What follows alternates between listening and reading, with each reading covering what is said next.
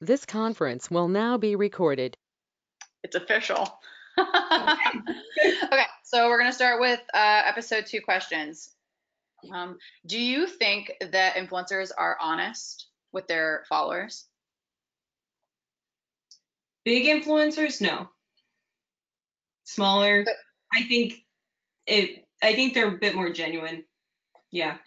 So, what if you found out that many of the influencers that you follow join groups of other influencers and they will offer to comment, like, and follow each other just to gain extra engagement? Does that kind of change, how you feel about the, genuineness of any of those influencers that you follow? I see where you're coming from in that regard. I don't follow that many on like personal platforms, so I don't really care what they do on like Instagram, like I get it, it's a business, and if they want to make more money somehow, they're gonna, do it any way they can. Yep.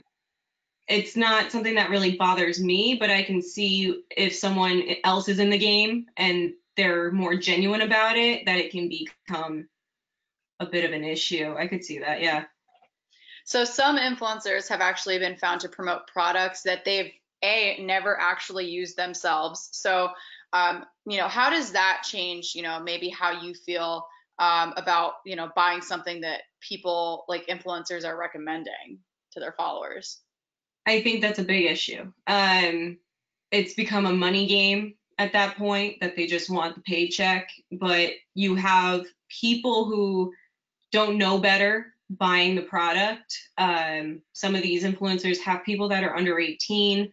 They don't know what they're doing, and it's not a responsible, honest thing to do as an adult, Of honestly. course. Mm-hmm. You know, Entirely. it's disgusting, honestly. If you're gonna just try to make a dime, but these kids are working their butts off and buying products you're recommending or whatever, that's not cool. Yeah, So agreed. So some influencers have been caught photoshopping themselves into exotic locations around the world while never actually having visited them. How do you feel, how would you feel if an influencer that you follow did this? Do you think that it just says that the game is kind of rigged, and that people are just, cheating the system? Or, how do you feel about that? I think part of it is the stigma that with social media, that you always have to seem interesting. You always have to seem like you're in some different place, on vacation, whatever, because you want people to want your life. Hmm. And if I was looking to vacation somewhere and they were recommending a place they've never visited, then I would be annoyed. But you can Photoshop yourself into a place, and honestly, you kind of just look stupid at that point. Like, okay. Maybe someone younger would care more, but it's not something that I would look at and be like, oh, that's cool. Hmm. But, That's a no, totally fair, totally fair. Right. yeah. Cool. Well, that concludes episode two's questions. So we'll hop into episode three. So, about how many influencers do you think you follow on your social channels? Um, oh, I would say maybe like 10 on my Instagram, because that's more of a personal place. And then YouTube, pretty much everyone on my subscriptions, which is probably like maybe 100. I'm not exactly sure how many. I've actually unsubscribed to a lot recently, just because of the issues I find with social media in that platform. Everyone's trying to sell something, or just, there's a lot of drama and stuff, Yeah. and I'll unsubscribe. It's no longer genuine opinions. It's, Mhm. people that are pushing products on their viewers. And So what or type of influencers do you follow? I follow a mix between like family, like people that have families that are just vlogging their life and, things like that. Or I follow like beauty influencers. Yeah, that's pretty much it. You know, yeah. Pretty well-rounded group that Yep. you have there. So why do you follow these types of influencers? I follow the beauty because it's something I'm interested in. I went to school for it, so I like to just kind of keep up with what's going on, even though I don't do it as an everyday job anymore. And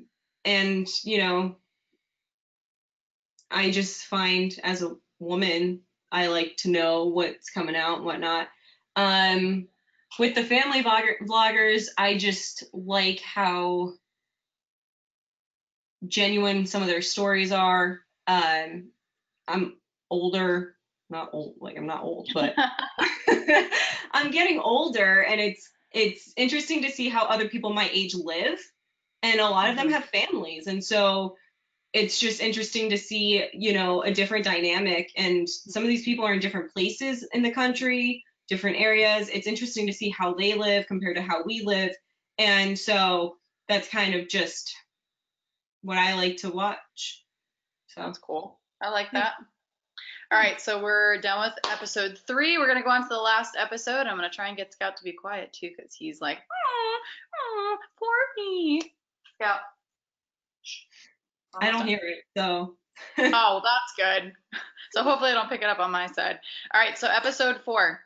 Have you bought anything recently based on what an influencer's posted about? recently, yeah. Yes, I have actually. Yeah. So why did you buy what the item that you bought? Well, typically whenever I buy something that I might see on YouTube or Instagram, I do my own research. I don't just buy it because one person recommends it. I buy it because I've seen it around, or I'll even check the website's actual, like the store's actual reviews. Um, and they were they were rated really well, so I made a purchase. Do you think that influencers have too much power in today's world? Yes. Yeah, I do. And I see why, because it's free advertisement sometimes, that if someone just mentions a product and then that product blows up, or if they're being paid for it, it's cheaper to pay an influencer with a million followers than to put a TV ad Hmm. on television. So I get it, but in the end, they're still getting paid for opinions that may not be their own. And you have very gullible audiences that are going to buy it without knowing everything to it. So, Yep, entirely. So Instagram is currently testing the hiding of likes on their posts. As an Instagram user, what do you think of this possible change that will go full scale? I think it's interesting that they chose to do that. And I think I noticed too that they don't really show how many comments either Hmm. are on posts. And I think it's good in some regards, but then you have others that are like small businesses that are trying to gain following, and that doesn't help. It doesn't help when someone is trying to create clientele or anything like that. But I see why they would do that on someone who has a bigger audience, Hmm. 500K followers or whatever. Um, Personally, it doesn't really affect me because I don't have a following. But I mean, Ditto. I don't really look at likes anyway or comments. I'll like what I like, and I kind of keep to myself on that platform because it is more personal for me. So, yeah. Nice job. You crushed it. Painless. I feel like some of my answers were like, No, your I answers were don't really know. good, Are. Oh, they were so good. You did a good job. I Okay. think you did.